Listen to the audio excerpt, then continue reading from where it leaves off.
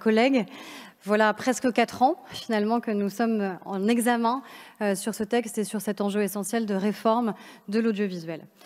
La première des choses que je voudrais réaffirmer ici, c'est d'abord l'exigence que le législateur avait posée lui-même en 1986 et qui permettait d'assurer la liberté de communication audiovisuelle et donc par là même évidemment l'enjeu essentiel du pluralisme des médias et donc de l'accès des publics à la diversité culturelle.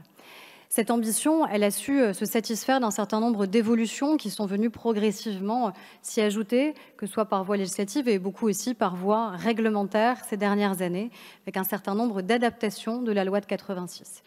Mais où là, cette adaptation, à partir du moment où les règles du jeu ont profondément été bousculées et évoluées, il était nécessaire qu'une adaptation plus puissante puisse venir être posée. Et c'est ce que nous avons fait dans le cadre de l'examen de la loi dont nous allons enfin terminer justement l'examen aujourd'hui. Nous avons réaffirmé plusieurs exigences et plusieurs principes. La première de ces exigences, Madame la Ministre, c'est évidemment le respect de celles et ceux qui créent. Et par là même, évidemment, la question de la lutte contre le piratage. Cet enjeu n'est pas un enjeu qui serait accessoire, il est bien essentiel. Et nous avons vu malheureusement prospérer le piratage lors de ces derniers mois. Et il faut absolument pouvoir y mettre un terme. Y mettre un terme non seulement parce que dans le droit, désormais, nous aurons des outils beaucoup plus puissants qui permettront de lutter contre tous les leviers de contournement qui pouvaient exister, notamment sur les sites dits sites miroirs, mais aussi parce que nous, en tant que législateurs, nous posons un interdit clair qui rappelle que le piratage est toujours un pillage de l'œuvre, un pillage des droits, qui sont ceux évidemment des créateurs et que nous entendons bien que cela puisse cesser.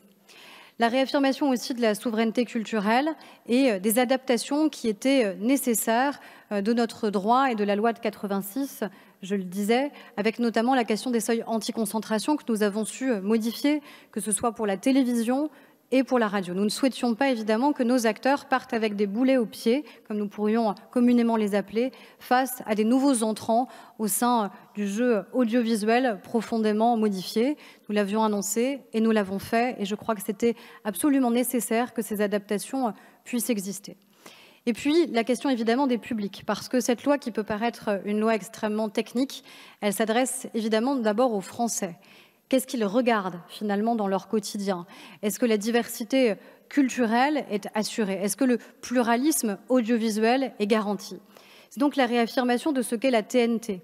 Beaucoup prédisaient sa mort, c'était peut-être avant le confinement, et puis nous avons vu que la télévision, elle avait de l'avenir, mais qu'elle avait de l'avenir si on lui en donnait les moyens et si on assurait aussi une pérennité à la TNT. C'est ce que nous faisons notamment au travers de l'UHD.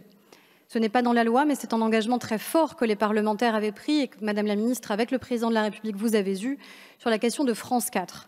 France 4 aurait pu disparaître, mais nous avons fait un autre choix qui était que face aux attentes justement des publics, face à la prolifération d'autres types d'écrans, eh bien, il était nécessaire qu'une chaîne du service public puisse être dédiée non seulement à la jeunesse, mais également à la culture, qui avait été l'une des premières, évidemment, à souffrir de la période que nous avons vécue.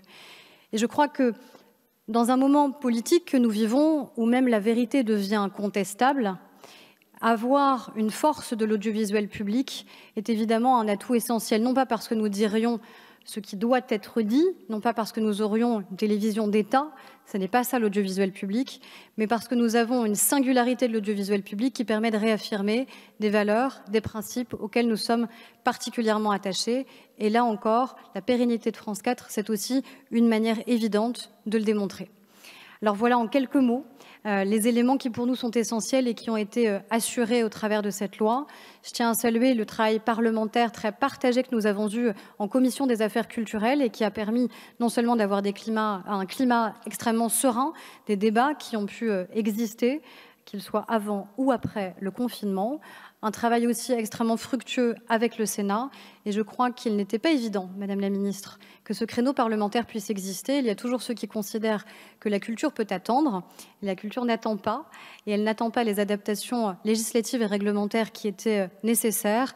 Elles seront dès demain dans le droit, et nous serons évidemment extrêmement vigilants sur leur application, et notamment sur l'application des directives qui permettent d'assurer le financement sur le long terme de la création, et en particulier du cinéma. Je vous remercie.